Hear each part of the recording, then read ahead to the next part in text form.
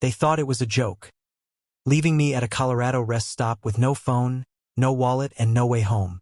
It wasn't a joke to me. I never went back.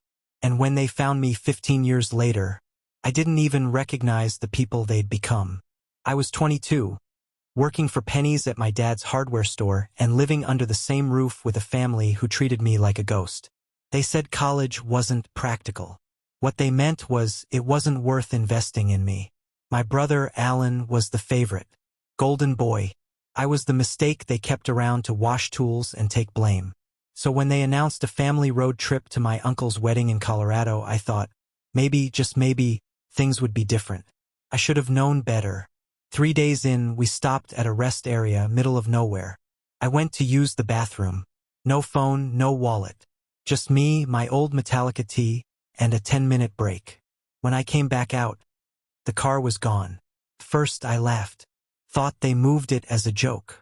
But after walking the entire lot and waiting over an hour, I realized something I'd never dared believe before. They didn't forget me. They left me. I had nothing.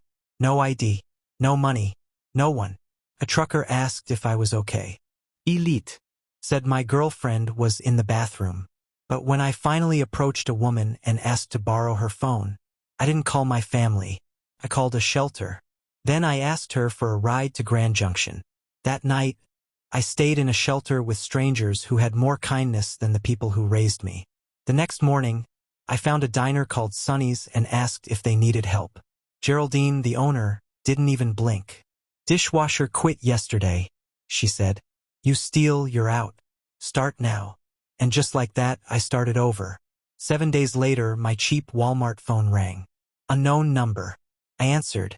It was my mother, crying, saying it was all a joke, that they waited for me. In the background, I heard my dad yelling, "Tell him to stop being dramatic." Alan laughing. "He's probably crying in a bush." And I finally saw it all clearly. "You wanted to see if I could make it on my own?" I said. "Watch me." I hung up, blocked them all, changed my number the next day. That was the moment I stopped being their punching bag and became my own person. I got my first ID reissued, found an apartment above a laundromat that smelled like fabric softener, kept working at Sonny's. Geraldine started teaching me how to cook. Real cooking, real skills. I ignored the emails from my parents, the guilt trips, the fake apologies, because freedom, real freedom, isn't loud. It's waking up in a place that's yours. It's being treated like a human being. One day, Kendra walked into the diner. Med student, always sat at the counter. We started talking. 6 months later, we were living together. A year after that, we had a tiny place with windows and bad plumbing, and laughter. Not once did she call me a mistake. Not once did she raise her voice just to feel powerful. Years passed. I kept building. Geraldine opened a second location and asked me to run it. I said yes. Kendra and I got married. Had 2 kids. I checked in on my family sometimes. Secretly. Their store failed. House foreclosed. Alan's mugshot was floating around after his 3rd DUI. They weren't looking for me because they missed me. They needed something. One day I saw a post. My father, begging for information on my whereabouts. Family emergency, he said. But I knew better. They didn't want me back. They wanted what I'd built. And they couldn't have it.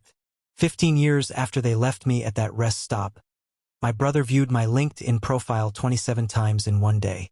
I laughed. I had a home, a wife, a family, not perfect, but mine. They had their regrets. I had my life. And that's the thing about walking away. If you never turn back, they can never pull you down again.